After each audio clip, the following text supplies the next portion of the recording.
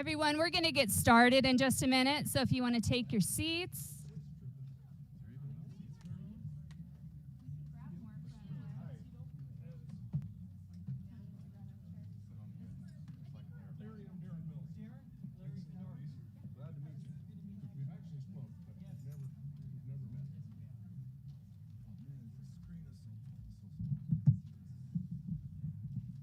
Welcome, everybody, and thank you for coming. We're going to get started and kind of roll rapidly through our presentations here. We've got a lot to cover in a short period of time. I see some familiar faces out here. This is super cool, and some faces that are new to me. And again, I want to thank you for coming and participating. We are also streaming this event online live, and it's being streamed on KMPH Fox 26 and on Channel 30. Please do your neighbors a favor. At the end of this event, we are going to have an open Q&A where you can ask the panelists some questions regarding response, recovery, mitigation, wildfire preparedness. Please use that time wisely and think about your community and things that you might want other people to know and actively engage in that session. We're going to have super cool giveaways during that. Can anybody hear me properly? Okay, just checking. This is our clicker. And okay, yeah. So I wrote down my notes because I tend to get distracted and I have a lot to say. So staying on task is kind of difficult for me. So I want to we're going to start with the flag salute, and which is going to be led by CAL FIRE and Larry. So if you could all please stand. Good evening. Please stand for the Pledge of Allegiance. Begin. I pledge allegiance to the flag of the United States of America and to the republic for which stands one nation, under God, indivisible, with liberty and justice for all. Thank you.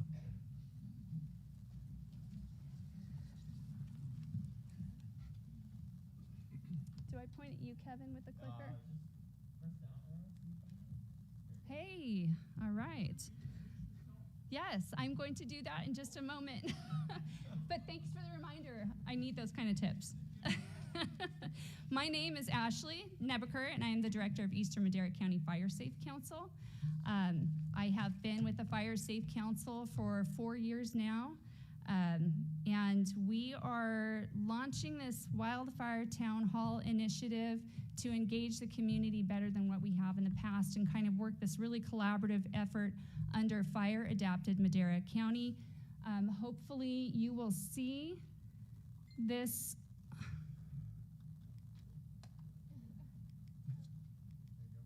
There we are.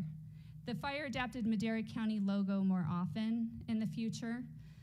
Fire Adapted Madera County is essentially, it's not an organization, but it's an initiative that we're launching to try to help residents, stakeholders, partners, gather together and make sure everybody's getting the information out efficiently and for our residents, and that we're engaging in collaborative planning together, and to help increase capacity for our communities. Firstly, I want to go ahead and thank everybody. I want to thank the Pines for hosting us. They have hosted us in this room free of charge. It's a beautiful thing. They did a great job setting it up for us. They've donated staff. There is some water in the back if anyone gets thirsty. And just quickly for safety, this exit here is a great exit avenue. This one over here has been locked, so please don't go that direction in a case of emergency. And I want to thank all my partners for being here. This takes a lot of effort to kind of organize and get everybody in the same place at the same time. And thank everybody who is online watching our event. And a lot of participation is coming from outside this room. People have submitted some really excellent questions for us to pose to our panelists a little bit later. And to let you know a little bit about Eastern Madera County Fire Safe Council. Kevin, can you move that forward through me? It's not moving. One more. Thank you. So, what have we been up to and who we are? Eastern Madera County Fire Safe Council is a nonprofit organization, and our goal is to solely increase wildfire resilience in Eastern Madera County, whether that's through education programs, landscape level projects, homeowner assistance directly. Since the year 2023, some of the completed projects we have done are Thornberry Summit Shaded Fuel Break, which is also a lateral access to Thornberry Fuel Break. We have completed 24 miles of evacuation route clearance. We have built out a project suite ready for environmental planning and implementation called the MAST suite of treatments. We have performed over 100 education and outreach events, whether one-on-one or larger scale events such as these. In progress and current programs, defensible space assistance and hazard tree removal. That is a current project that we have going right now, and we have treated over 61 homes regionally for PRC 4291 compliance, getting people ready for wildfire and getting their homes into compliance. We have presented over 70 wildfire preparedness home inspections regionally. We are currently working on Bass Lake Sierra Springs Mobile Home Park Fuel Rejection Project, which we'll be breaking ground on that in October. And we're working with Yosemite Sequoia and CRCD on the lease dose project. If you see on your chairs, there are packets here. Please feel free to take those home. That has some lease dose material in it, help you get prepared for wildfires and ready for evacuation. Upcoming projects, we are launching our chipping program shortly, so if you have vegetation that you want to pull the roadside, we'll be able to chip it and broadcast it for you. This is a great program to use when it's fire season and you cannot burn. There's no reason to stop your mitigation efforts, so we'll be able to chip your fuel for you. We also are working on a 30-acre grazing project in Eastern Madera County. It's the first one of that size. And one of the outcomes of that will be a fuel model outcome for grazing and different types of fuel models in Eastern Madera County, so we know how to effectively apply grazing in our county. And in planning, projects that we have out for submitted for grant awards, these are things we don't know we're gonna get. And I think that's sometimes where people get a little bit lost, is they not quite understand how projects get funded in Eastern Madera County. Money comes in to do projects through nonprofits or special districts through a competitive grant process. When we identify a grant or a project that's worth applying for, we think it's got a high value, we'll present that to funders that have open grant programs for a competitive award process.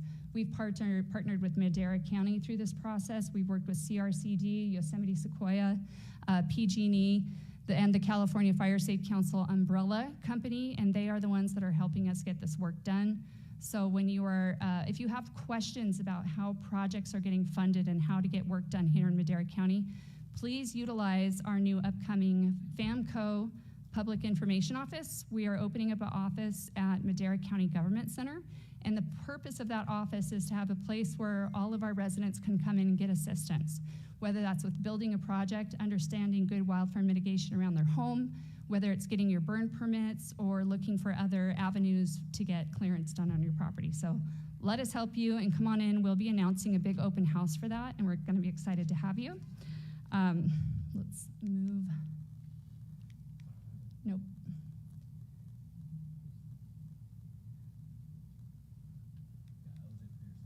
Okay. Yeah, so kind of what to expect this evening. We have a panel of great speakers. They're going to present to you kind of briefly, maybe about 5 minutes or so per person, talk about their programs, their agency, what they do, and how they are a resource to Eastern Madera County. And after that, we're going to have that open Q&A section that we talked about. I'm going to be walking around the room with the microphone. Please, if you have a question, there is no stupid question in this room. Please ask it, and you will also get participation prizes. We have some great stuff, great giveaways. I'm going to be rotating questions in between ones from in the room and ones that I have in my pocket from people who can't be with us here today, but they are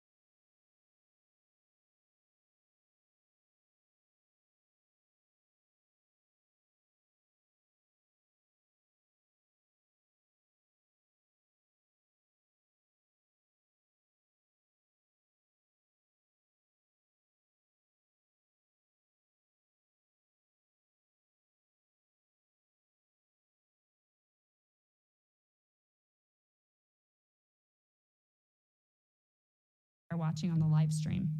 Adult schools, fire, both CAL FIRE and Forest Service. All these folks here, PG&E has been a great partner, and we are starting to work with Southern California Edison in the southern part of our region. So we really try to work with all these partners to fill in gaps. So where can we support our partners and fill in a gap? Whether it's a project that needs to get done that just wasn't funded this year, so let's see if we can get funding for it for a different grant, or for programs like the LISTOS program.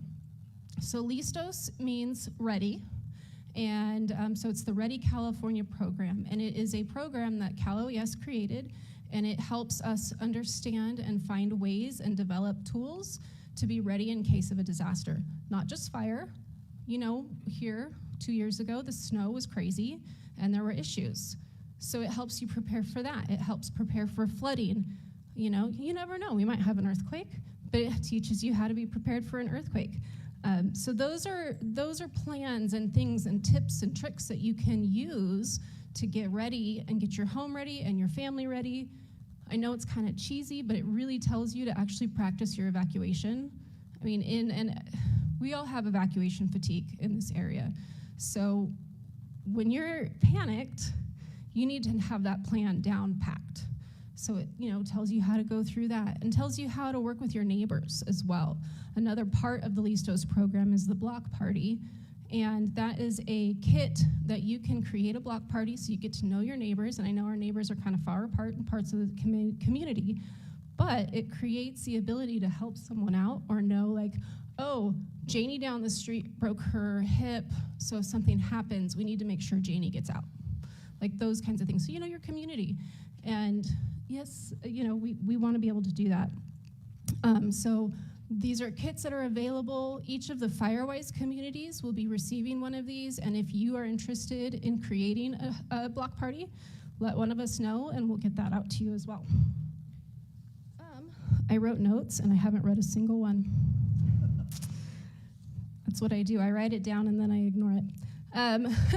So in addition to that, another program is we are working with the, I'm going to actually read this one. The Community Resilience Catalyst Project with Madera County. This initiative is funded through the California Jobs First program and combines our Roots of Resilience wellness that we're trying to get off the ground and preparedness work in Madera County. As the regional partner, we will be doing and conducting different events where we are actually going to listen to what you all have to say and take that down to the valley and tell them how to communicate with us. Tell them what programs we actually want and actually need. Explain to them you can't just show up and say, here you go. You got to make sure that you are reaching us personally because we're different up here. Us mountain folk are a little different. So my job in this program is to specifically create this way to get your words to the county level and find ways to provide education, provide preparedness trainings, which we'll be doing a lot of webinars and in-person trainings, assistant programs with water and power. So we'll be working with individuals that want to get rebates for their power, or if you've got a generator, a rebate for that. Find out if you needed discounted water with the water company. Like there's a bunch of different programs that we'll be trying to get people signed up for. We'll also be working on finding a way to build the green workforce opportunities, and you'll hear more about that from our friend Tony. We also are creating a wellness collaborative where we'll be doing mental health in relation to disaster PTSD.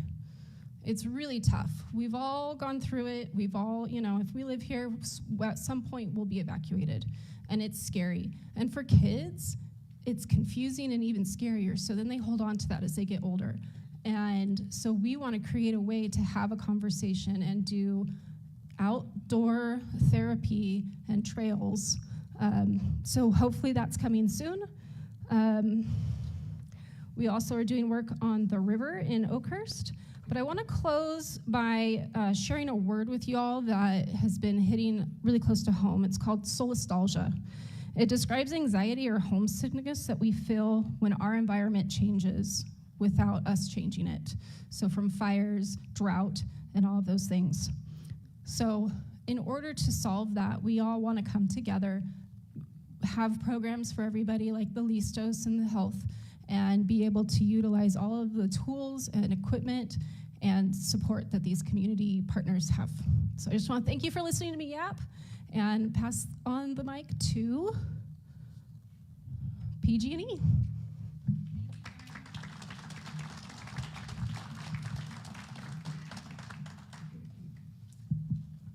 You want me to put it back? Just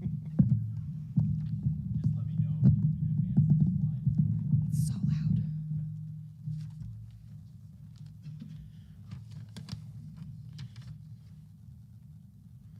All right, good evening, everybody. My name is Darren Mills. I'm a public safety specialist with PG&E.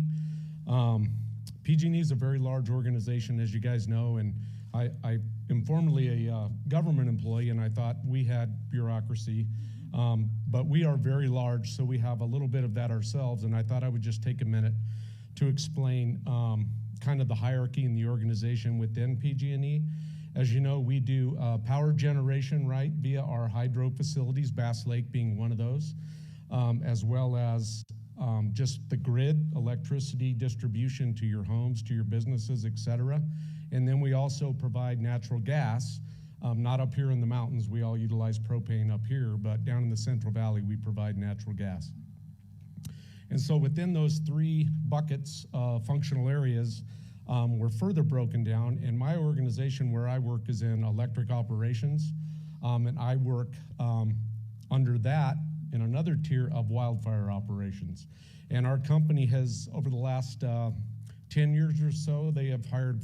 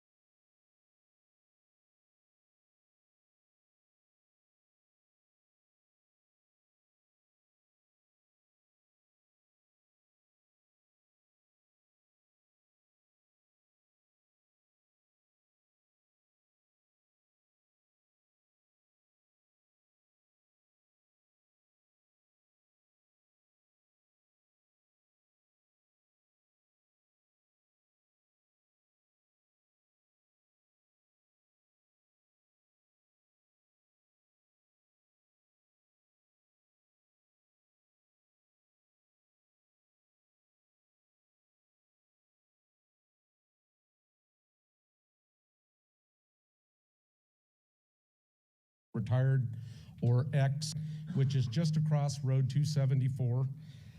PG&E, in my opinion, one of the greatest things that I can do for you all, for our hometowns within the PG&E organization is assist with wildfire prevention and preparedness, right? And help these folks obtain the funds they need to put people on the ground and get the work done in the community. So that's has been my goal, and I would say over the last year we've had some really strong collaboration, and I hope that is to continue.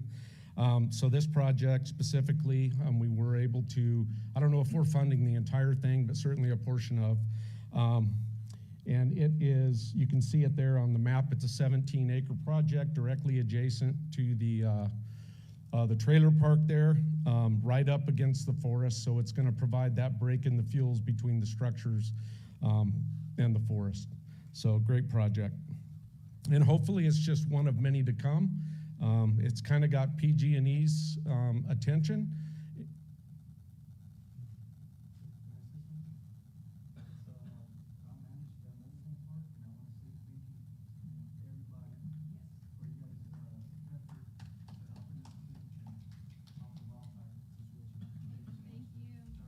Thank you. And several of the other projects that we've been able to fund, this was a grant project that the Fire Safe Council applied for and was awarded. I did my best to advocate for it, but we've also been able to find some one-off monies and provide to the council for projects that were not necessarily through the formal grant process, so they weren't competitive. And the more of that I can do, the better. Ashley mentioned the Thornberry project. I believe we had some funding there also. She's shaking her head yes. So those are just some of the things that we're contributing to the community. And that's just shows some of the kind of work that we'll be doing, or the Fire Safe Council will be doing starting in October. They're removing those ladder fuels, right, to try and keep the fire on the ground, keep it out of the trees. And I'm not sure the length of that project, probably till the end of the year, I'm guessing. Yep, getting a thumbs up there. So now let's move on to some customer resources. Actually hardening. So what is hardening? You may have seen that we're replacing a lot of poles in the neighborhoods, right? We're putting some that are wrapped, some that aren't wrapped, some are larger than others, and that's because of the new tree wire we're putting up. It is a covered conductor, so if a piece of vegetation, a branch, a tree, etc., makes contact with that line, it will not arc, so it won't spark. If the lines were to fall, the same thing. They're not going to cause a fault, they're not going to spark, and hopefully prevent a wildfire. With that being said, that wire is thicker, and it's coated, it's insulated, so it's heavier. So we have to put in larger, more robust poles, which is why we can't just string it up on the existing poles. And if the spans are too long with that additional weight, we may have to add poles. And we know that can be somewhat contentious. You know, nobody likes looking out their kitchen window at a pole.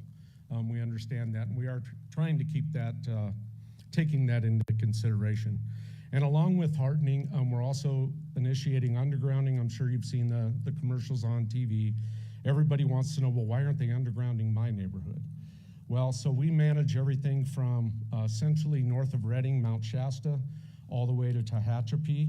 So we've got a very large service area. So we can't get to everybody all at once. So we are taking those highest priority areas. And we're looking at ingress, egress specifically, because if a pole burns down, falls over the road, or a wire drops, we've cut off ingress and egress.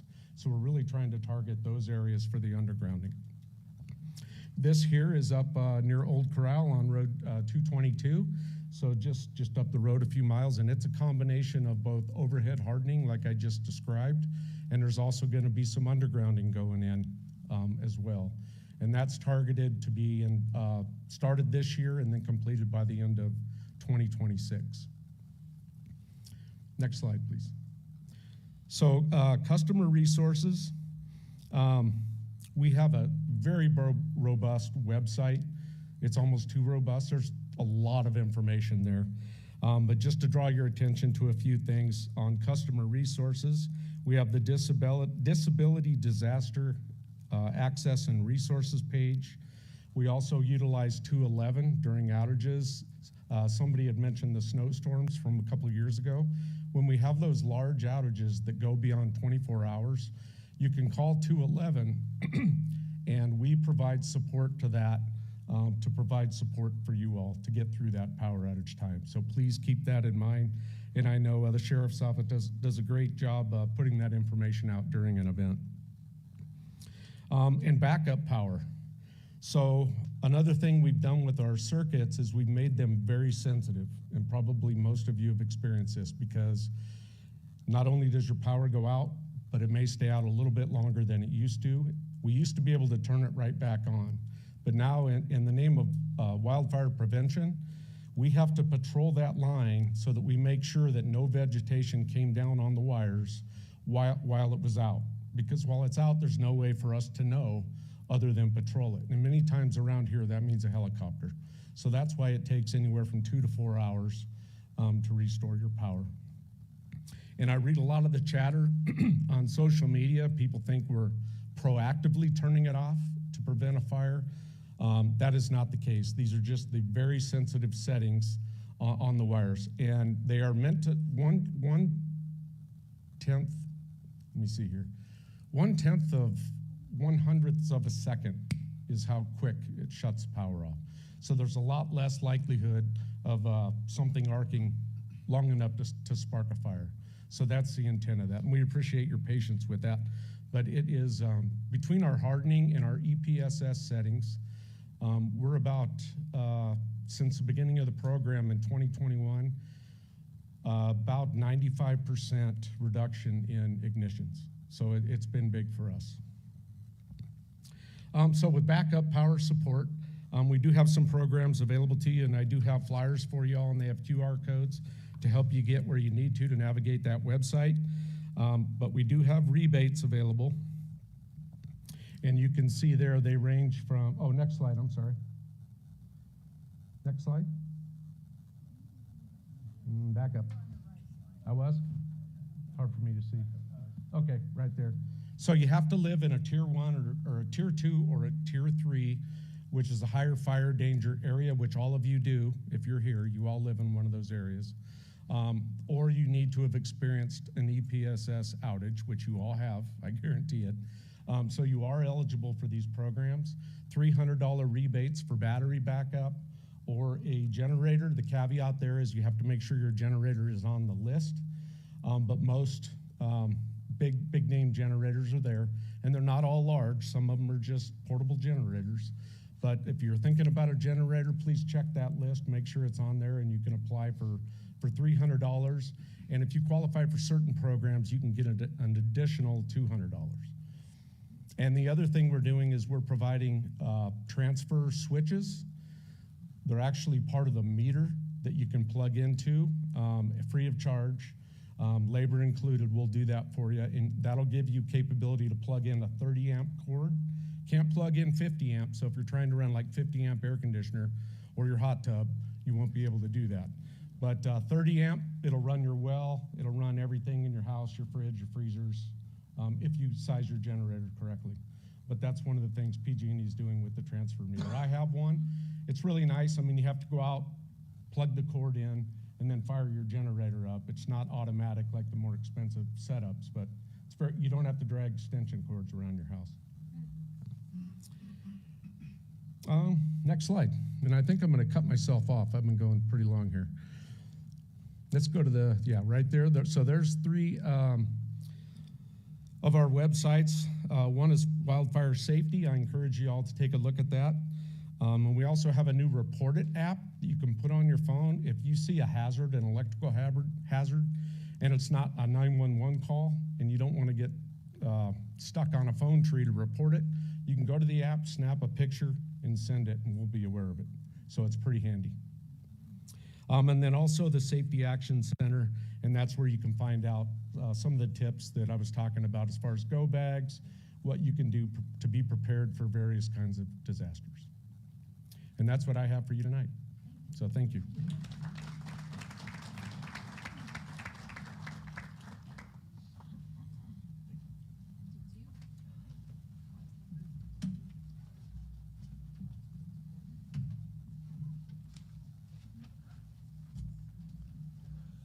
Hello. Let's see if I can raise this up a little. Okay, can you guys all hear me? Okay, my name's Kyle Gady, and I am the new program manager for the CRCD, the Coarse Gold Resource Conservation District. And we do a lot of things around the community. One of the things that we are well known for is our Firewise community involvement. So I am going to just basically let you guys in on some of the things that we do for the Firewise communities and what our Firewise communities are. So first off, our Firewise program is the National Fire Protection Association, the NFPA, Firewise USA, and it's a recognition program that basically looks at communities that complete a certain amount of tasks that are within their guidelines, and those communities are then recognized as a Firewise community. And what that means is you get a sign that of recognition that shows that you're a Firewise community.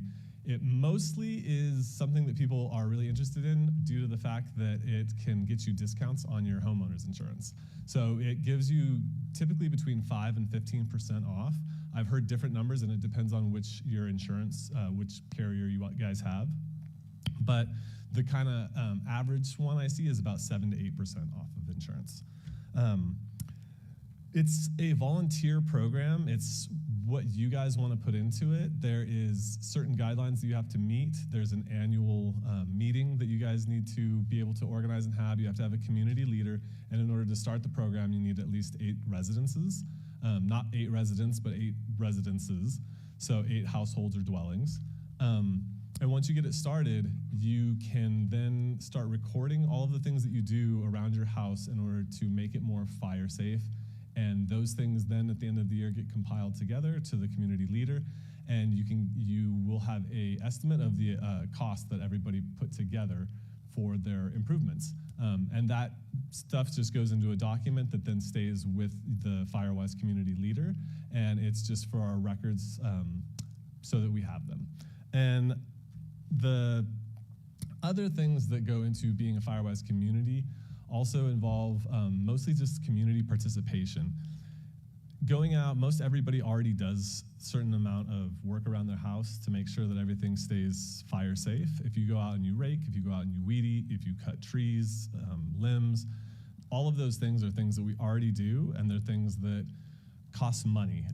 So for instance, if you have to get your chainsaw out,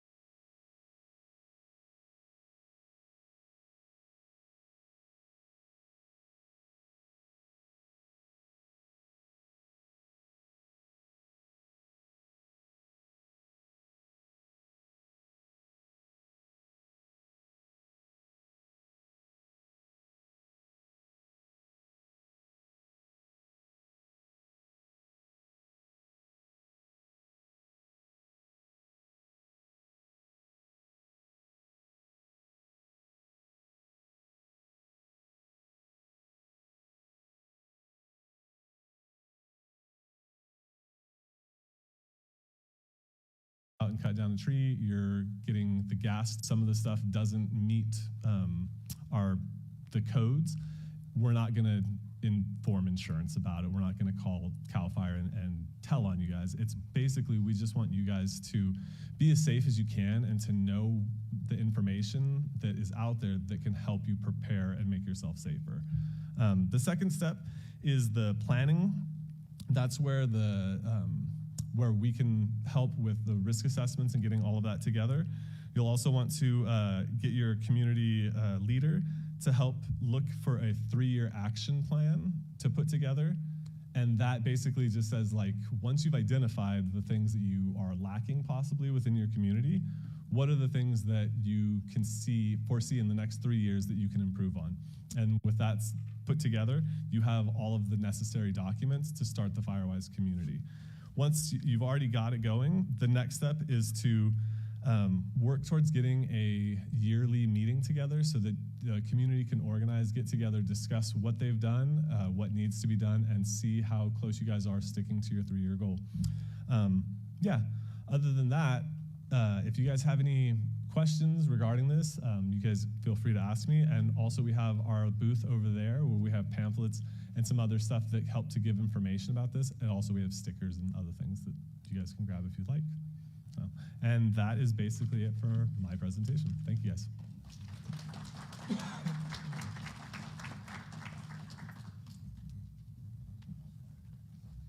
Good evening. My name's Mike Keyser with CAL FIRE. One of the many programs I'm in charge of is the Defensible Space Program. And the hot topic regarding defensible space has been Zone Zero. So the Zone Zero rulemaking will be complete no later than December 31st, 2025 per the governor's executive order.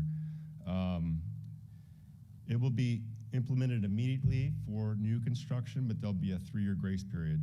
Everyone understands with the Board of Forestry that this can cost a good amount of money, so they're giving you 3 years. You may have to totally rip out landscaping, trees, things of that nature. And this is the form that some of you, hold on one second.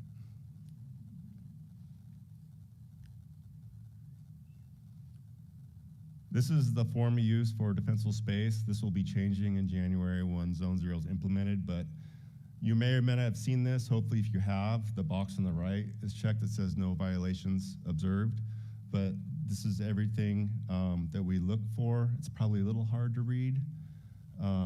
If you go to page 2, Kevin. And this is more of like the diagram, which you can do. There's your vertical spacing, things like that, and all 3 QR codes are at the bottom for one for defensible space, one for ready for wildfire, and then also burn permits. Yeah, down there at the bottom. So the next topic is burn permits. So recently CAL FIRE developed a new way to apply for burn permits electronically through the internet. Not just so we can track it better, because in the past it was just a piece of paper and it was really hard to determine who had a burn permit, where people were burning. Now our command center can see where the smoke is, and we're not sending fire engines and to something they don't need to go to. So there's the 3 different types. The first one is an LE62A, and that's your residential burn permit. That's typically what most residents in Madera County would get. And it's for your smaller 4x4 piles for material that originates in your defensible space, so the 100 feet around your house. And every year when you get those, they expire on April 30th of the following year. That's just because that's when CAL FIRE burn permits are required. And then we move on to the LE5, which is your non-residential, your general burn permit. A lot of times contractors have to get these if they do project work like NRCS grants, things like that. And it's just basically your larger piles for welding too. And here in Madera, the way it works with the LE5s is it's not automated. Like, you don't automatically get one like when you do the residential burn permit. So you apply the same way, you check some more boxes, and then what happens is it goes to our computer system and it goes to the field BC, the battalion chief that covers that geographic area. And you can stop scrolling, Kevin. There's nothing about burn permits on there. So then he has to go out, or he has to call you, and he does the inspection saying, yes, you can burn. He writes certain parameters as far as temperature, time of day, things of that nature. And our least common burn permit is the LE7, which is for broadcast burning, and those are typically organizations like the PBA. We give them, issue them to them. But as far as just your general landowner, we usually don't do too much for them unless they have experience in writing burn plans, and there's a template of a burn plan on there. And now recently in Madera County, CAL FIRE and San Joaquin Valley Air Pollution Control District burn permits have merged, so you don't need one from them anymore. You can just go on CAL FIRE's website, so it's very convenient.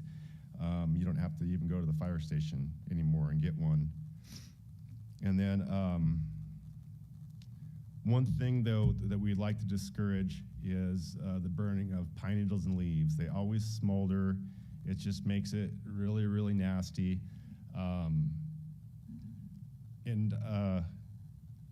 You see people doing it all the time, and I'll be honest, I even see people doing it at the fire stations, and kind of really makes my boss mad, who is the unit forester. Anyway, I'll quit rambling, but a quick note, though, even though fall is slowly trying to creep its way in, you can't really tell from the temperature today, but even with the overnight temperatures remaining high, that's still a recipe for what we call an extended attack fire. So fire that burns into the next day. So hopefully fall will come, and we're still fully staffed. And usually we don't even start to reduce staffing until December. So there's still plenty months ahead for fire season, unfortunately, unless we get a lot of rain.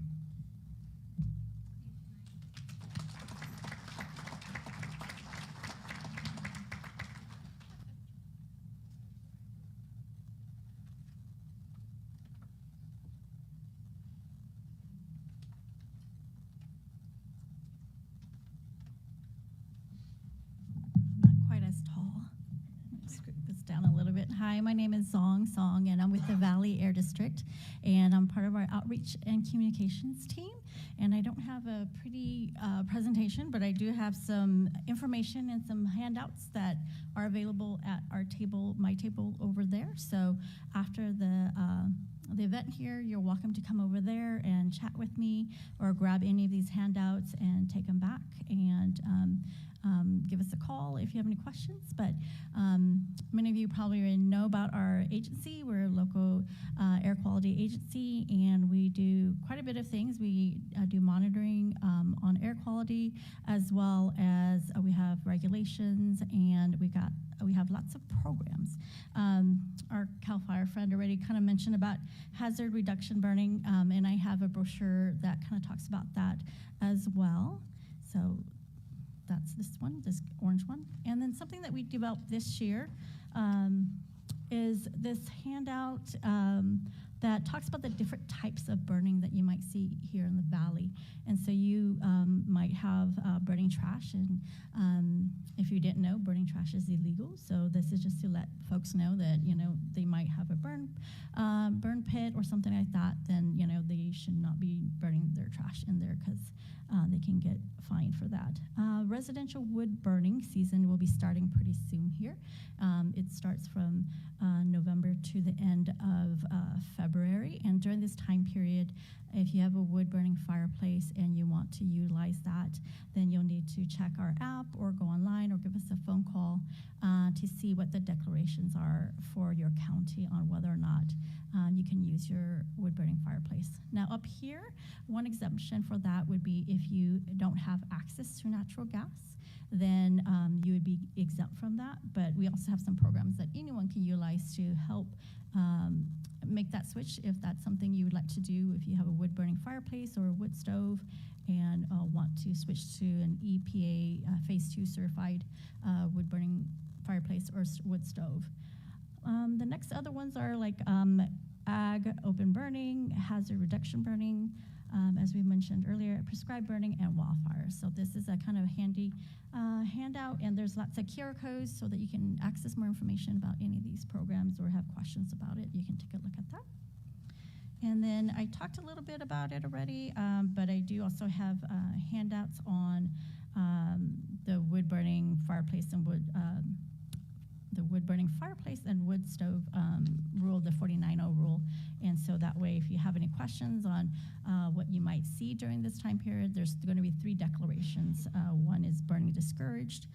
That's when really you can use it, but we discourage it because that can impact your neighbors, your community, and when you use wood burning fireplaces or wood stoves, that releases emissions into the air, particulates And so that's something to keep in mind. And then the second one would be no burning unless registered. So to use your wood burning fireplace, if it's certified by our agency, then you can use it during that declaration. And that would be orange, I guess on this here slide here, or this page here, it'll be an orange triangle.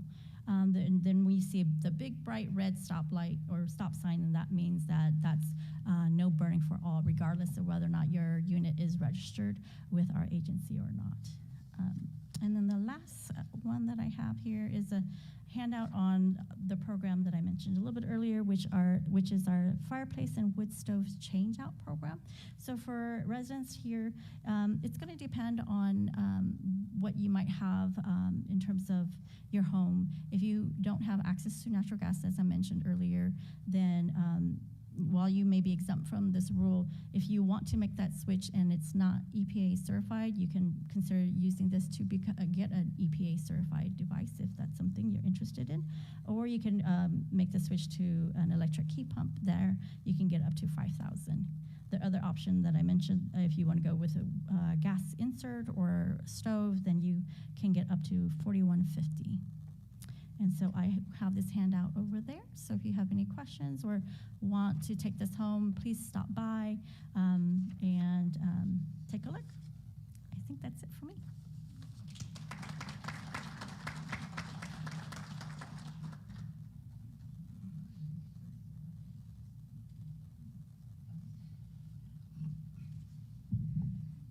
Good evening. I am Tiffany Cobell. I am the representative for American Red Cross.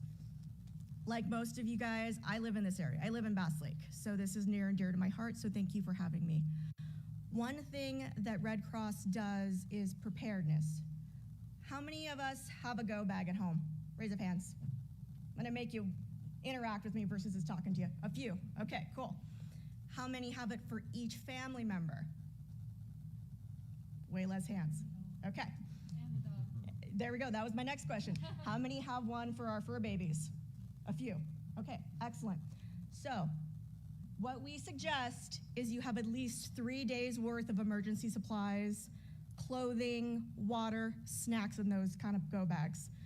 Also, for your animals, if they have, dietary restrictions, have their special food for them, have a leash for them. We do have partners where we can co-join you guys in a shelter if necessary. If you have larger animals, we also have equipment and areas set up around the counties for them as well. So if you're evacuating your large animals, we will have designated sites set up with volunteers in place for you guys. So it's not just your, smaller canines or cats that we can take care of for you guys in crisis.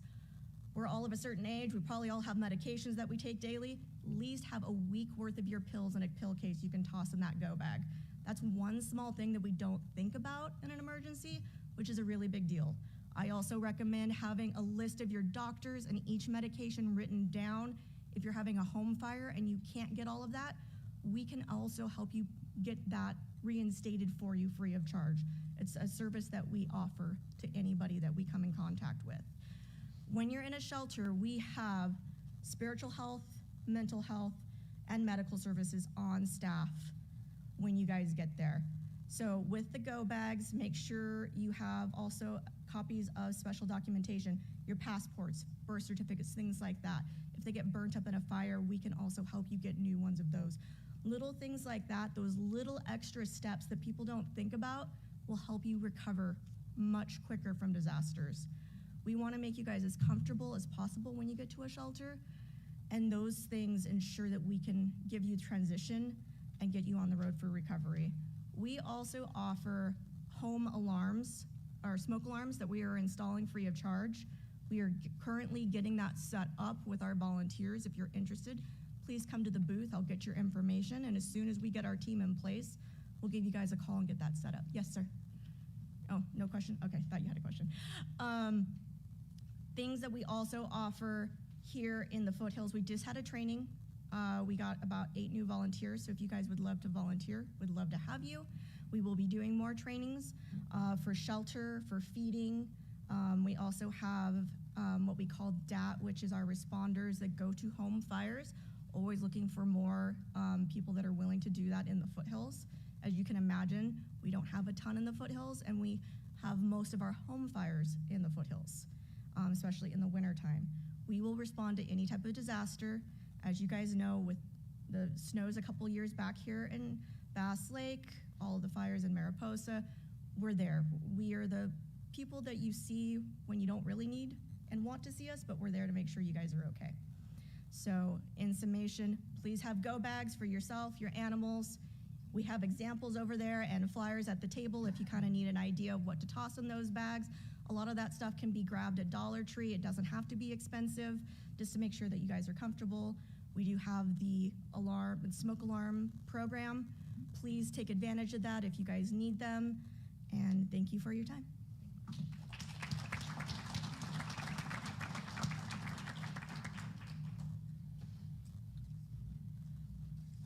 Good evening, everybody. Thanks for coming out on this smoky Tuesday night. Can everybody hear me okay? Okay. I'm Allison Deek. I work for University of California Cooperative Extension as a fire advisor covering Mariposa, Madera, and Fresno counties. And what that means is my job is to provide community members resources, connect them to educational materials, to organizations that provide resources, and just be a general resource for the communities that we work with. And again, those are Mariposa, Madera, and Fresno counties. I'm based out of Mariposa, but I am in Madera County frequently, and I have a couple of resources that we have created over on the table over here, one of those being about smoke readiness and information about how to read AQI, air quality index, and ways to protect yourself, which I think is very relevant to all of us right now. And then a list of different resources that different scientists across the state have worked to put together regarding defensible space, home hardening, zone 0, and other things for you to learn more about how you can begin implementing those different strategies around your home to reduce your wildfire risk. I'm here tonight to talk specifically about an educational program that we have funded by CAL FIRE called the Yosemite Gateway Prescribed Burn Cooperative. This is, like I said, an educational program that's focused on assisting landowners and providing training and education about prescribed burning. And when I say prescribed burning, I mean both pile burning and broadcast burning. We connect people with no prescribed burn experience whatsoever with people that have lots of prescribed burn experience, get them out to see fire on the landscape, learn how to use fire on their landscape in a safe, legal, and productive way. Our coordinator, Laura Wisdom's here tonight, and she's able to answer any questions that you have about that program. And we have more information over on the table as well. We have a mailing list where we send out information about relevant fire-related news in the area, largely related to prescribed burning, which is a great resource. And we do lots of trainings. We do 2 Learn and Burn workshops every year. This is a 1-day classroom followed by a 1-day field training where you get to learn about the act of prescribed burning, followed by actually going out and using fire on the landscape and learning about how to use a drip torch and different things from people that have lots of experience. And like I said, no experience necessary. And of course, we welcome everybody to join us regardless of age, ability, or smoke sensitivity. There's a role for you to play getting fire back on the landscape, since a lot of our issues today are as a result of, fuels built up from lack of fire over the last century and a half. A couple trainings that we also have coming up is a women's chainsaw training. This is a 2-day class, November 1st and 2nd, where we will have women instructors in the area to teach other women how to use saws, to help do some more fuels reduction around your homes. And then we also are doing a webinar on November 12th about considerations for landscaping and gardening, fire-wise considerations for landscaping and gardening. And this will cover a lot of the topics that Mike talked about, defensible space, home hardening, and how we can do that to not just reduce the wildfire risk around our homes, but also benefit pollinators and be drought friendly as well. And again, like I said, we are a resource for you. Please feel free to reach out. Our contact information is available on that table over there, as well as additional resources. Thank you.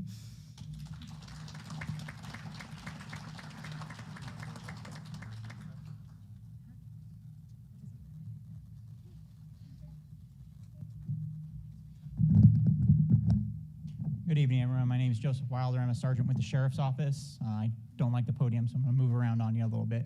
I've been with the Sheriff's Office for about 21 years. I currently oversee the Office of Emergency Services, which we do have a county Office of Emergency Services, just like Cal OES. We deal with all the disasters, everything that goes on. My partner back there, Deputy Chambers, is here as well. The biggest thing I want to tell you guys is sign up for the emergency alerts. Get on board, get the alerts. You're going to find out what's going on very quickly and be able to react to it a lot faster. By not being on those alerts, you're waiting for a deputy to come to your door to tell you something is wrong. So please sign up for those alerts. If you're having problems with the alerting system, find Deputy Chambers, find me afterwards. We will drill down with you and figure out exactly what your issue or problem is and get it taken care of. So I'll be around if you have questions. I prefer to deal with the questions and answer what concerns you guys have one-on-one, so feel free to grab me later. Thanks.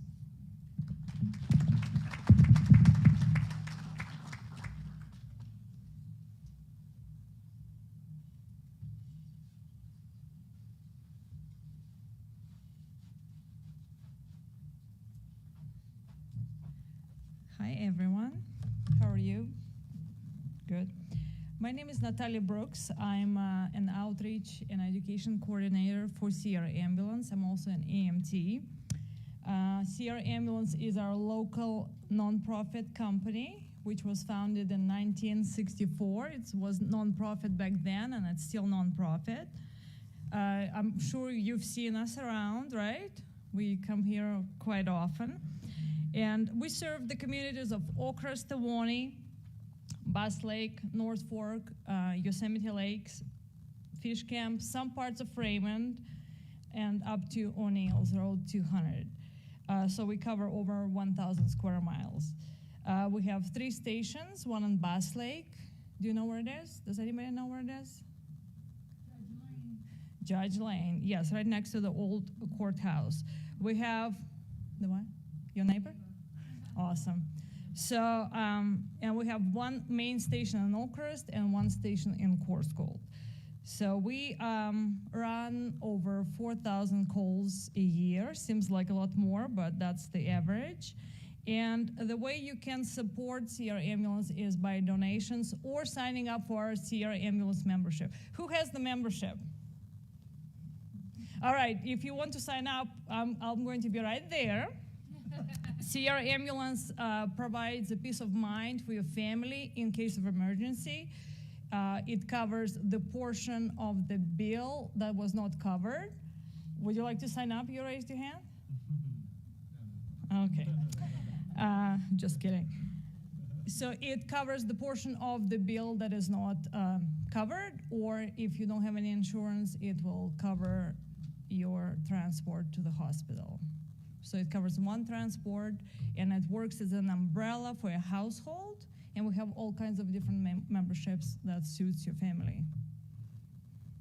So if you decide to learn more, I'm right next to Red Cross. If you already have it, thank you, we appreciate it. Good job, great choice. And if you want to sign up, I can sign up you on the spot at the table. But it's a great way to be prepared for any emergency. This way, if something happens, you don't have to think, is it going to be covered, is it not going to be covered? It will be covered by the membership. And people who stayed with us for a long time, they know how important that is. And if you don't use it, it helps us out as a nonprofit to buy equipment, help us out to serve our community. So thank you so much for having us.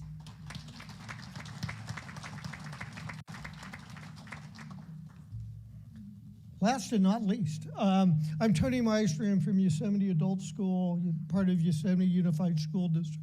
I'm here tonight because we have a couple of opportunities. Number one, thank you to everyone that invited us here. Please get involved in your community. As everyone has said, it's much better to do the prevention than the response. Yosemite Adult School has 2 programs, one of which starts October 6th. I'm talking more to the younger people in here, is that it's a 10-week wildland fire forestry program, completely free of charge. It's supported by grant money, CAL FIRE, and a number of other sources. Starting in January, we have a program called Valley Build. Our table is back there. We are very active in the community. We work with every single one of these partners in helping with prescribed fire, house hardening. We are hopefully going to be helping with the mobile home park up there. I will basically have 20 young people that know how to run a chainsaw and swing a tool. If you know people that want to get into wildland fire, forestry, construction, et cetera, please come and see me at the back table. I have squishy stress balls also. Thank you very much for your time, and thank you first and foremost for being here, for being part of the community that wants more and more information of how to make this a fire-safe region, not just a neighborhood. So thank you.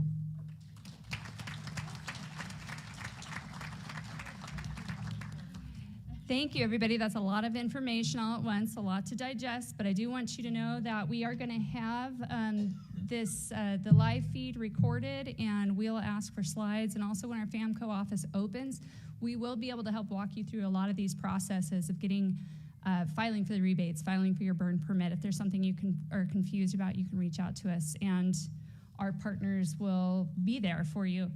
We're going to move on to the Q&A portion. Where is it? But that's for the audience. Ah, there we go. We did it. Success. We're going to move on to the Q&A portion of the meeting. Thank you, Kevin. And I want to let everybody know that if you engage with us and you ask a question, you're going to get a prize. Okay, we have a lot of cool prizes that can be packed into your go bag. These are all courtesy of Cal OES Listos project. Kai here from CRCD is going to be walking around and getting your prizes for asking your questions. And the way this is going to work is we're going to try to move through this so everybody can get their questions answered. We have a short period of time here, and we still want you to be able to visit all the resource tables too. So if somebody wants to raise their hand, we'll get your question asked, and we will come and address the panel, whoever's best suited to answer that question. And then I'm going to take the mic back and ask questions on behalf of those of us that couldn't be here, the other residents that are online. So we're going to go ahead and just jump right into it, right over here. He's going to bring you a microphone so everybody can hear you. Yeah, I live at the mobile home park where the project is going to happen, and I just want to ask, is there any procedure that a resident's going to have to make while it's going on, or? No, actually, so with that project, we are going to be doing a handwork unit, so we won't have lots of big, large tractors and equipment. We won't be getting in your way for the majority of it. The majority of the heavy work, we're going to have machines and equipment in. We're coming in from the backside, so it shouldn't impact your daily lives.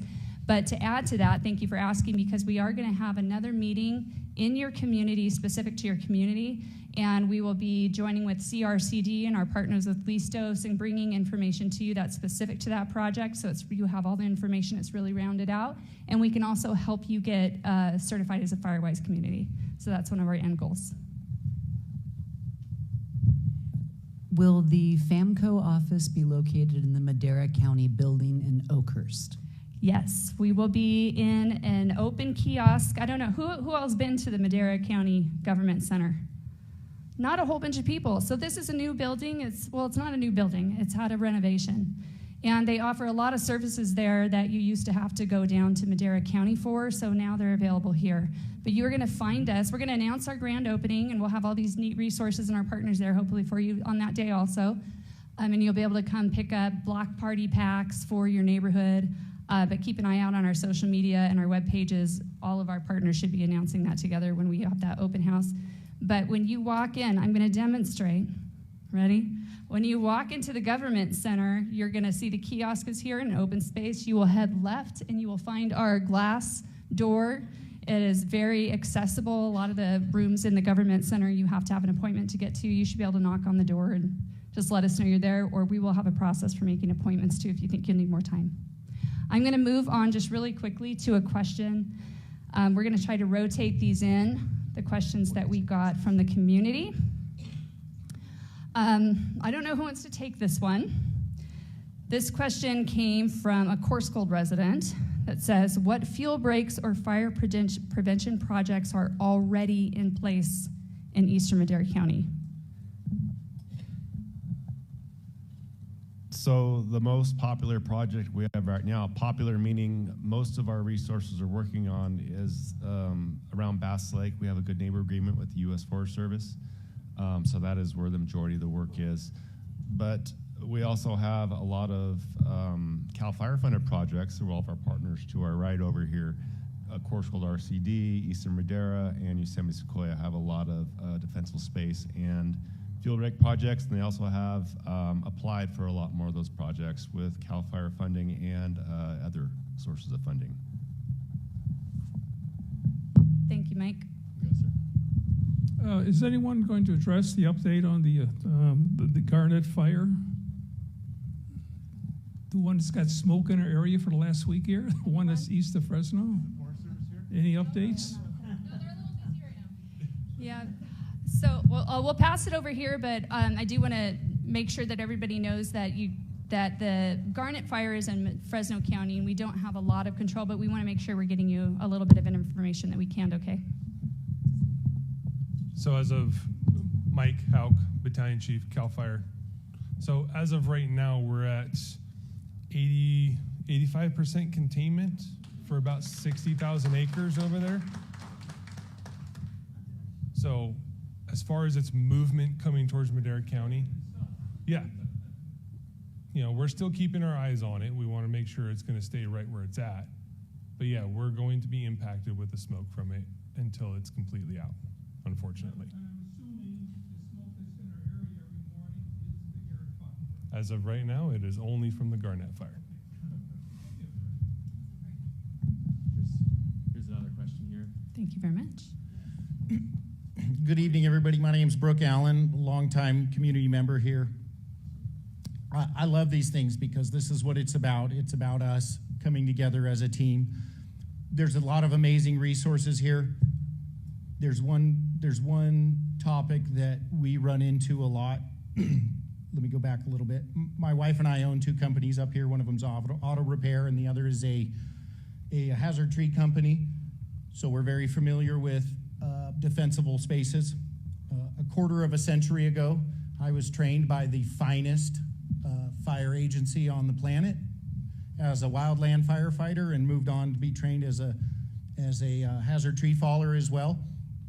But one thing that I didn't see brought up here, and I'm sure everybody has questions about this, when CAL FIRE brings you your defensible space, it's pretty clear, right?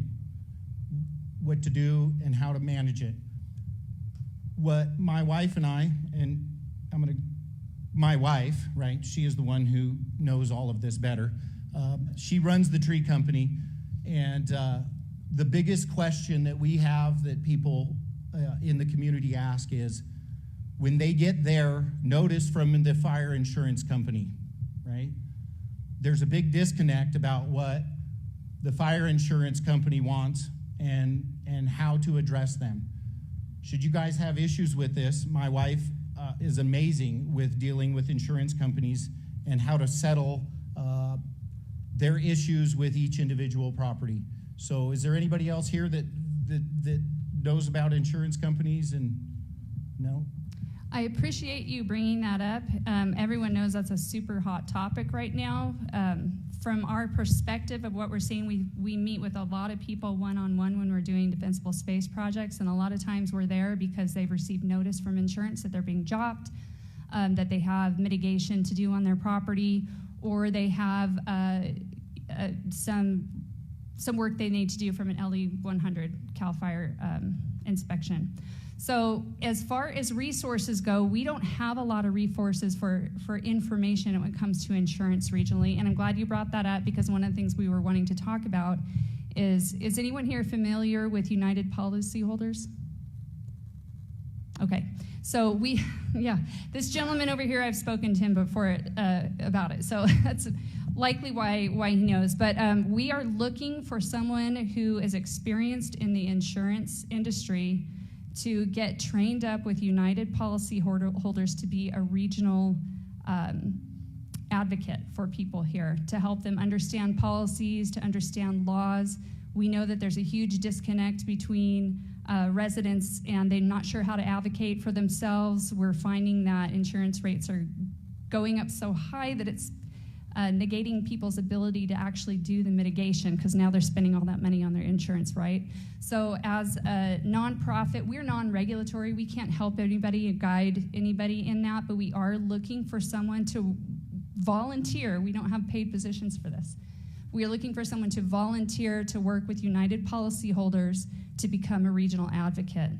So if anybody is interested in becoming involved, please reach out to us and we'll help walk you through the process. And we also are going to do an entire webinar on insurance regulations and law changes very soon. I'm going to go ahead and volunteer my wife, even though she's not here, because she's well versed in dealing with this, firstly. Secondly, as Yosemite Unified School Board President, I have to continue to shamelessly plug our amazing Forestry Corps program that this young man, Tony, up here, does such amazing work. You know, we are currently right now building our future heroes. You know, you gentlemen up there, you are the heroes, and we need more of you. So thank you guys so much. I appreciate you tons. Thank you. Yeah. And if I could reach out to Julie, I will, and we'll try to create a group of 1 to 3 people together to be advocates for us. That would be fabulous. I'm going to get back to another absentee question here. Okay, this is a little bit touching on the same issue. What are my liabilities if a fire starts on my property and escapes into the neighbor's property? Does anybody want to address that? Anyone? Okay. Bless you. Joseph Wilder from the Sheriff's Office. So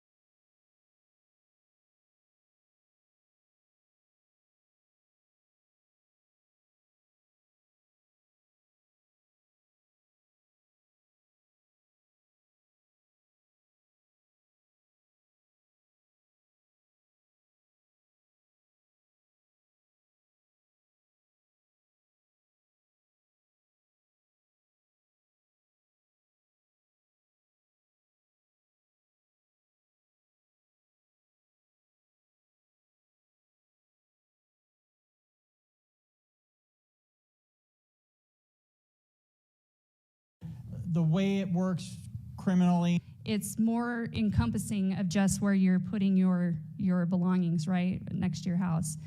We would like that to remind everybody that because you live in a high wildfire severity district, that anytime you are going out of town, you treat your home like an evacuation zone.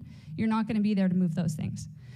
During the summer, when it's fire season and you know you're at a higher fire risk, possibly consider changing the exterior of your home and the things that you keep on there on a regular basis. This is also going to be impacted by Zone 0 regulations. So as soon as those are firm and in place, we're going to be hosting all sorts of meetings to make sure everybody's on board with the new practices for Zone 0. but also remember that every one of your houses tells its own story. So it's going to have its own specific prescription needed for wildfire resilience. We have CRCD can come and do fire risk assessments for you, and the Fire Safe Council can come do fire risk assessments for you. Both of us are non-regulatory. And if you need to go even further than that, if you think that you're ready for, you can reach out to CAL FIRE and they'll come do a defensible space inspection. And what we can do is help you take that broader look of your house, help you prioritize any mitigation measures that need to be done or retrofitting that needs to be done to your home, and basically get you an individual preparation plan for wildfire season. So I appreciate that question. It really opens up the bigger picture, that we need to be painting on our homes as individual units. And we do this for free. As of right now, we have funding to come and visit you and do this for free. Does that help answer your question? Okay, great. Hi, this goes to Darren, PG&E. A couple weeks ago, we had that power outage that was supposed to be a couple hours, and then it ended up being an overnight thing. Do you, on your website, have any education tutorials for generator use? Because some people we don't use them every day, right? And so you might tend to forget the steps on how to plug them in, or how to fuel properly without catching fire and adding insult to injury. So I was just wondering if you have any education on that.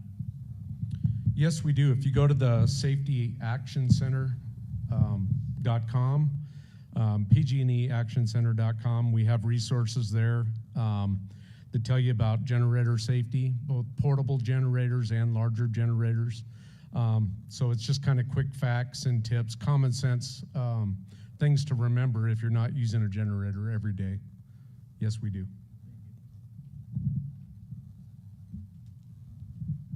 Any other questions out here? Kevin, you got one right over there. He's going to bring you a microphone so we can hear you. You're going to be in the spotlight. Several years ago, the CAL FIRE started here in Bass Lake cutting down a lot of old trees and brush, and they piled them up in big piles, and we had a lot of fires burning up a lot of that stuff several years ago. But now we still see a lot of piles still sitting around that haven't been burned, and now up on Besore Road, I see a lot more new piles. When are they going to burn those piles? I assume this winter, maybe? I will hand this direction, but first take a minute to talk about the state responsibility area versus federal responsibility in private lands. So there's a lot of different things at play here. Not every project that we see is going to be a CAL FIRE project. A lot of it is going to be a Forest Service project if it's on Forest Service land, and vice versa. Sometimes you might see contracted or grantees managing these projects. So for this case, I'm going to pass the mic over this way, and hopefully they can answer your question. So I assume you're talking about the piles all around the lake on like 426 and along 274. Yes, on 274, 222, Besore Road, all on of the those, other side. All of those piles were made by, there was Forest Service that did that. They contracted out to two separate contractors, and they did piling on both sides of the lake. They were able to start 2 winters ago, working from where Central Camp Road is, going through. There was a couple areas that they had to stop at for multiple different reasons. There's sensitive areas within there, like drainages and stuff like that, that can that they had to have within a certain time frame where they were going to burn. And then on the other side of the lake, on 426, there's some other issues that are going on.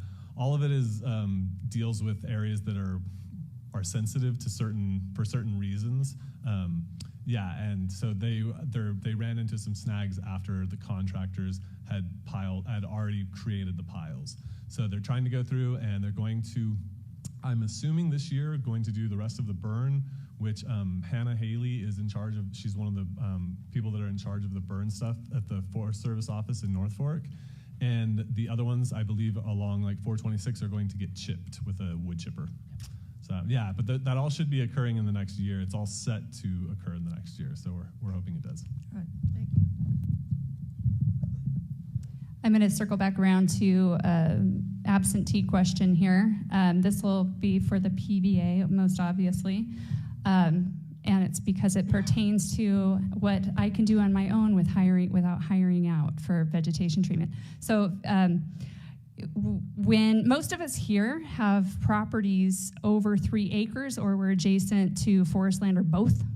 So when we're talking about mitigation, our measures here are pretty significant. We need to do a lot of work, and sometimes that can be really overwhelming. So we do have resources and education tools to help people join together in grassroots efforts to get this work completed. So I'm going to pass this question along to the Prescribed Burn Association. So at Yosemite Gateway Prescribed Burn Cooperative, we have a Neighbors Helping Neighbors work share model for fuels reductions that does typically involve thinning, pile burning, and or broadcast burning. Thinning with the intent of burning those projects.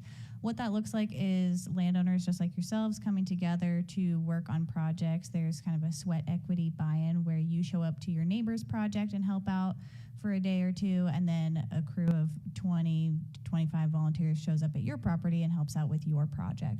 That is totally free to be a part of, but again, you do have to volunteer your time to get involved. And so what we do on the back end of that is help you acquire all the burn permits that you'll need, the smoke permits that you'll need, the event organizing side of things, of how you're going to host that many people at your property, and the work that people get done on our work days is really impressive.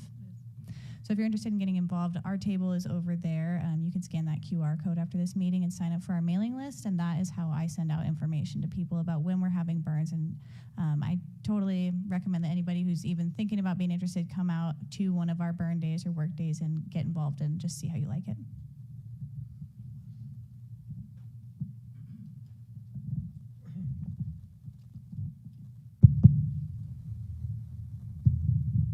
Hi, I have a question about, I live at Sierra Springs, and my mobile home backs up to the forest. My porch, the defensive area is 15 feet from the forest. I cannot get back there. I have no way, no gate, no way from my backyard to get to the forest. And the property back there is the park's property. So they have said that they will weed eat 4 feet from my porch. What is the defensive area that they're supposed to do? Is there any way I can? So I think that, I don't know if Kevin, if you can pull up that map in regards to that project. Sorry, Kevin. There is a few trees that have been marked. Yeah. In my area. Those were marked by us. And what we're doing, we are actually doing that unit for you, and we're going to create 200 feet of defensible space around your unit. And what that prescription is going to look like, some of those trees that you flagged, depending, I'm not sure which contractor is out there and what flagging they're using. Some of them are going to be flagged for retention and some are going to be removed. But essentially, we're going to be creating that defensible space for you. And also going further back up the hill there, we're going to be doing mechanical thinning back in that area to clean that up, to make sure that if a fire is approaching, we're not getting such a rapid spread, because we do know that that fuel is absolutely, it's real bad back there. But that is part of the project, so you won't have to worry about that, once that's implemented. But until then, please look out. We're going to come and do a meeting for your community, and we're going to do a full community walkthrough and talk to you guys about defensible space and what it should look like.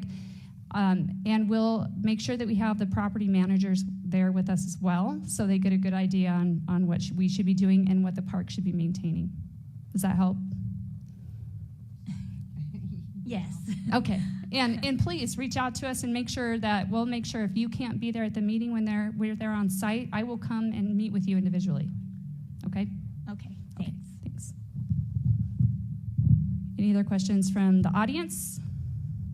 Yes. I'm going to put you on the spotlight. All right. Thank you. Just a quick, simple question for PG&E. along Vita Ranch Road in Coarse Gold, they did a lot of improvements on the poles. They put the gray stuff around them, or they're new, I'm not sure which. But they did every other one. Is there an explanation for that? Yes. So I'm not an engineer, but I do know that that's intumescent wrap. That's what you're seeing. And it's essentially like a fire protective jacket around the poles. We're trying to decide if it's being effective for us or if we're going to go to something else. But typically, when I did my presentation, I mentioned that we were looking at ingress, egress. So essentially, the poles that are critical to ingress, egress, that may be more apt to fall over if burned and compromise the roadways. That's why they're that way.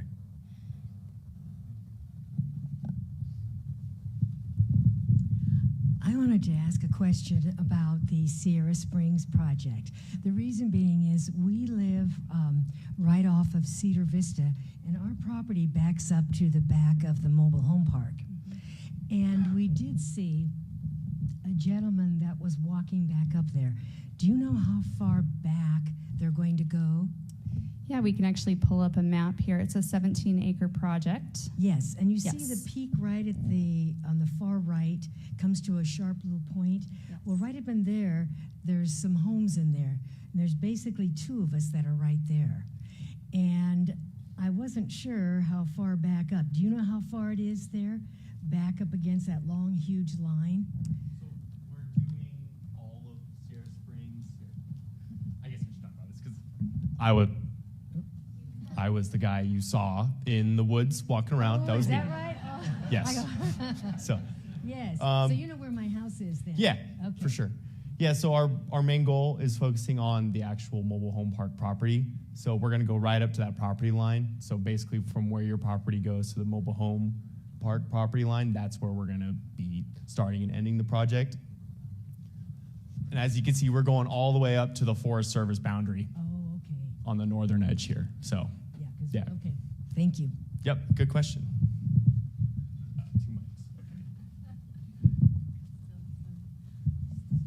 Okay, I'm going to wrap back around to a community question, absentee question, and this is going to be a fun one. Who is responsible for fighting a fire when it starts?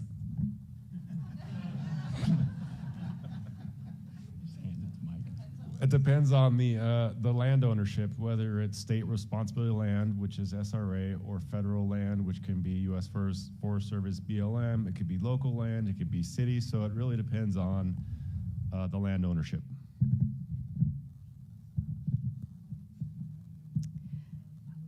Any more questions from the audience? Yep, here we go. Right over here. Where's Kevin? Oh, Kevin, can we have the mic? Okay.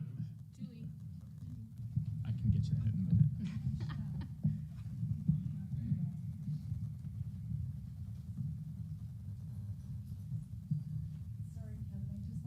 Oh, I'm getting my exercise. I know. This is a question about the prescribed burns on Highway 41 that you do every year, like my CAL FIRE friends. Every year it's done on the same side of Highway 41. And I always wonder, there are trailers dragging chains and people throwing cigarettes headed south as well. So I'm wondering, what is the logic behind not doing a perimeter on the other side of the highway? Afternoon winds and just where the ignitions start, all of our fire history is on the other side that you mentioned. So basically it's on the eastern side. Okay, thank you. I'm going to take that opportunity really quick to talk about chains and trailer chains. Has anybody heard of wrapping their chains before? Nobody? Has anybody here own a trailer or pull a boat? Quite a few of us. Have you pulled over to mid-journey ever to check to see if you have any drag? Yes, a lot of people have. More fires are started on the roadside, I think, that people understand. It's a real big problem. We're going to work on trying to get that message down to the valley also, because we do know that we laugh. But the trailers are being pulled up and they're sparking along the roadsides all the way out. Somebody's heading out to go camping or going up to the lake, sparking the fire. So that is something that we're thinking about. We're thinking about ways to mitigate this. There are online, you can research them, and I'm not allowed to name drop, but there are chain covers where you can cover your chains, and when you cross them, so when they're bouncing off the ground, you're not producing a spark. And also, we recommend maybe keeping it in your car, but taking your metal chain tag off of your chains. Okay. I'm going to circle back around to another online question. What is the best way to stay updated on what is happening in my community with wildfire planning? I can say something about it. The best thing that you can do is to get to know your neighbors. Find out who's doing what, participate in possibly the Firewise communities, as well as, I know we don't all love social media, but everything is on there. Events like this, projects, when we announce that we get grants to do specific projects, we'll post those, and I'm kind of speaking for all of you guys. So that is really the best way to get this information. We don't really have a paper anymore. The Mariposa Gazette does try to do an Eastern Madera piece, but they are, they do a pretty good job. So that's another spot that you can find it. But without more information, the best thing is to keep an eye on our social media platforms, as well as go pop in and see one of us at the new kiosk in the county building, as well as sign up for all of our newsletters. Can I add something real quick? And with the Prescribed Burn Co-op, we put signs out. We do, we let the neighbors know. Come and visit. Learn by watching us burn, okay? That's how to not only see the solution, but then participate in the solution. And as Laura said, you help us, we help you. It's the team approach. My property, I've never had it, the burn association over, but I've burned a whole lot of stuff because it's part of what the culture is. I know that I'm on the top of the list when I get ready, as I should be. Come to the kiosk, watch social media, visit your neighbors, et cetera, et cetera. Yeah, I guess so the overarching theme of that is engagement, and you guys are already at step one by showing up, so thank you very much for that. Any audience questions? I've got just a couple more good ones here, and I think what we're going to do, we're kind of going to wind down, get these questions answered, then encourage everybody to go visit partners at their booths and fill up your packets and take them home with information. This one, I believe, will go to OES. So what happens when I am evacuated and who is watching my property? Joseph Wild from the Sheriff's Office. So generally when we do an evacuation order, so there's 3 steps to that evacuation process. There's shelter in place, there's warning, and then there's order. Order is when we ask you it's time to leave. So I encourage you guys, I know it's very difficult to leave your castle when we ask you to, but we're doing it for a reason. We want to get everybody out safely in a controlled manner. People aren't panicked, people aren't running around doing things, and people get hurt. So what happens when you're gone? What happens is, for the Sheriff's Office perspective, we staff a mountain patrol and a valley patrol. For a fire, we end up staffing a whole entire other shift for the evacuated area. We have deputies patrolling, we have people driving around. Sometimes it may not be a Madera County Sheriff's deputy. It may be a Clovis police officer, a Fresno police officer, a Fresno sheriff. We do the same thing that the fire guys do. We help each other out. If there's a fire in Mariposa, we generally send deputies over there to help out Mariposa, and they do the same. Same thing with Fresno. They need help, we send help down there. So there are people watching your house when you are gone. During Creek Fire, we got a lot of people who had Ring cameras were calling us, hey, there's some white truck pulling in my driveway and I don't know what's going on. And it was nice to be able to tell them, yeah, that's a unmarked detective vehicle with deputies checking on your house. So that we are patrolling, we are out doing things, we are ensuring that you're coming back to your castle not broken in.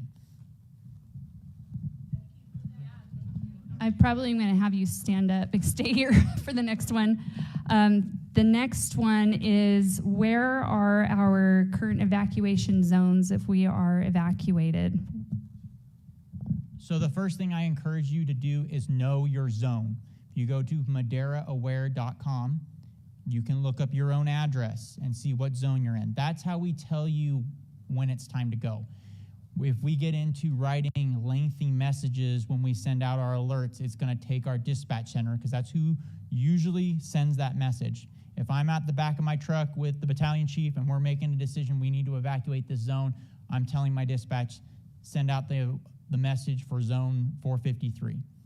And that's how you're going to figure it out, is you need to know that zone. So there's many ways you can do it. maderaaware.com is the source of all the information. If there's any fire in the county, any road closures, any evacuation advisories, warnings, orders, it's all on that website. It's live. You can go up right now and see what's going on. We use it quite a bit, especially during the summer, but even during the winter when we do have winter storm issues.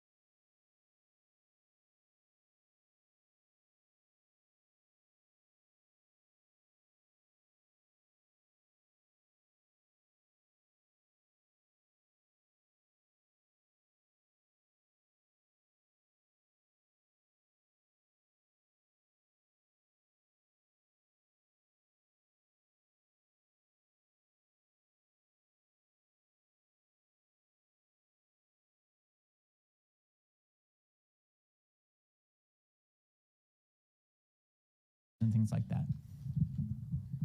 Strongly recommend that you get the MC alert system, you sign up for that. That is the first way you're going to find out. Generally, when we push an alert out, generally it's 3 to 5 minutes behind before it posts to watch duty. That's generally about what it is. So we really encourage you to sign up for MC alert. So we do something that most other counties don't do. Mariposa does do it, is we have an advisory status. And if you look at the Everbridge, or excuse me, the Genesis, it used to be called Zone Haven, the Genesis website, it will be shaded in that blue color. Those advisories are a tool for us to tell you something's going on. A lot of times we'll send those out when we're responding and we don't have anyone on scene, or CAL FIRE's still en route and we don't quite know what's going on, but we want to make sure that you guys are aware of what is transpiring, that, hey, there's a fire nearby. You know, I can't tell you how many evacuations I've done where I've walked up to the house, knocked on the door, and no one answers the house, but I spin around the back and someone's out working in the pole barn out back and they had no idea something was going on. So that's what the intention behind that advisory is, to let you know, hey, something's going on, start paying attention, start looking around, start figuring out what's going on, because we use that as a tool for us to tell you you need to start paying attention. We may not have a lot of information, but watch duty doesn't report that. They don't report that advisory status because some counties use it and some counties don't. So we are one that we use that quite a bit. You know, for me, as usually I run the law enforcement side of operations when I show up, I'm looking at what are the cameras showing. I'm listening to CAL FIRE's channel. What's the first engine on scene telling me? I'm starting to pick up these little clues of, do I need to send out that advisory? Do I need to get people to start paying attention to what's going on? Or is this something that they do an amazing job and pick up within the first couple minutes of getting on scene? So really that MC alert message is the biggest thing I can tell you to sign up for. Watch Duty's great, especially if it's not your community, like if it's a fire in Norfolk or a fire in Coarsegold and you live up here on the hill. So.